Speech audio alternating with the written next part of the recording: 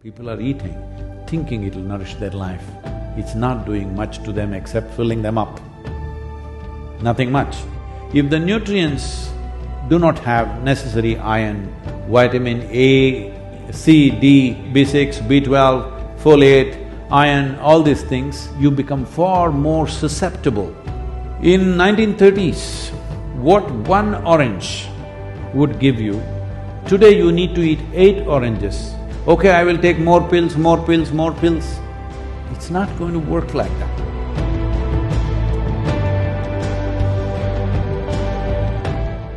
The reason why this pandemic is having the kind of toll that it's having upon us, there are medical issues, I'm not entering that. One fundamental thing is, the soil nutrients are so low. How low is it? The soil depletion, I'm only talking about United States. The soil depletion in United States has led to 21% drop in vitamin A in all the fruits, vegetables and everything else that you're eating. 30% drop in vitamin C, 37% drop in iron levels, 27% drop in calcium levels. The things that today you all think is very healthy to eat salads and stuff, the spinach, what is your favorite leaf? The lettuce and tomatoes and other things which you normally use in your salad. From the early 20th century, what level of nutrients they had and what they have today is only 10% left, 90% lower than what it was in early 20th century. So you're largely eating water sacks without much nutrient in it. If we had that level of nutrition, our ability to… not 100%, but our ability to counter this would have been different. We would be at a different level of immunity that it wouldn't be such a scare. So many people need not die. I'm saying over 6 million people have died in the world. United States alone is nearly 900,000 now. Just United States alone is nearing 900,000 number of deaths. The nutrient studies across the world are showing the nutrient depletion in the food across the world is so significant, it's tragic that we are eating something thinking it is food that nourishes us, but actually it has nothing. The question is not even… I'm not even going to the place of fertilizers, pesticides, herbicides, I'm not even going there about… that is outright poisoning, all right? I am talking about depletion of food. That itself is tragic. People are eating, thinking it'll nourish their life. It's not doing much to them except filling them up. Nothing much. And that is one reason why we have to fear the pandemics. And I've been listening to some of the top virologists in the world, they're all saying that this may not be the end, because the very nature and structure of the corona, the fundamental corona as such, already you have seen 2-3 variants. Now we are talking about Mr. Omicron, he sounds like a guy. So, they are saying far more virulent and far more capable viruses can easily develop with a small rejig in their basic structure, and they're very much capable of doing that any moment. So that is what every government fears, that is what every scientist fears, and that should be the concern of every citizen. But in all this, soil has a significant role. Let's come to the food that we eat. If the nutrients do not have necessary iron, vitamin A, D, C, D, B6, B12, folate, iron, all these things, you become far more susceptible to any kind of respiratory infection is a well-established fact. And right now, that is a serious condition because 90% of the Americans are deficient in vitamin E.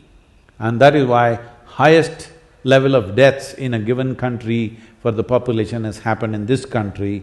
For 350 million people, nearly 1 million people are dead. This is the highest in the world. There are countries like India and many other nations far more densely populated. Just the amount of space that you have, you should have been safe. But lack of nutrients and irresponsible behavior has cost us so much. We have to ensure that more people don't go in this direction. So soil is a very important part. 43% deficient in vitamin A. Loss of integrity of skin in the mucous membrane happens when there is not enough vitamin A, and that is one sure way of having serious implications to any respiratory infections that we get. And we must understand this COVID is essentially a respiratory tract infection, and which can go into various kind of complexities later.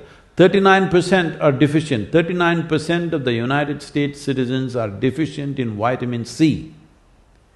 And this is very vital for the antibody production, your vitamin C. Okay, I will take more pills, more pills, more pills. It's not going to work like that. The food should have it. They're saying, in 1930s, what one orange would give you, today you need to eat 8 oranges. Has anybody eaten 8 oranges in a day, any time?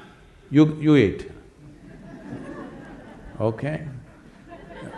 They are working on an orange farm. Okay. Eating 8 oranges a day is not a possibility for most human beings. One orange, what it would give you, today it takes 8. So, considering all this, soil is an unfolding disaster for everybody. I was talking to the WFP director who is from United States. He said, last year we spent $9 billion distributing food in Africa to starved populations. This year, our budget has to go up at least by $4 to $6 billion. Otherwise, we cannot fulfill this because the number of famines we're expecting in many parts of Africa is so high. And he said, people thinking that this will only happen to Africa or Asia is unfortunately not true. That he's saying by 2035, there could be severe famines in Chicago and Illinois region because the soil conditions have depleted so badly, it can easily happen. Oh, we will transport all the food from here to there to here. No, when there is food shortage, no truck is going to reach its destination, people are going to loot it on the way. Hello? Yes or no? You orange eaters tell me, will the Florida oranges, will you let it go to Canada? You guys are eating 8 per day. You will stop it on the way. I'm saying the disruption, they are saying by 2045 there could be major civil wars all across the world simply because of soil depletion, and they are saying the only way that if people don't respond, if they don't do the necessary things, the only way is to go seriously into genetic engineered crops, the GMO crops, other things that everybody's become fashionable to talk against, but that will become the only bridge which will see us across for 20-25 years. But after that, when you crash, there is simply no recovery unless you put the soil back. Every year, on an average, there is a loss of 27,000 species of microbes are going extinct per year. So if we let this go as it is for another 25 to 40 years, after that recovery will take anywhere between 150 to 200 years. If we act now, if we change the policies now and begin to act in the next 10 to 15 years' time, in 25 years' time we can turn this situation around. I feel this is a fundamental responsibility that we owe to ourselves and to future generations on this planet. What do you think?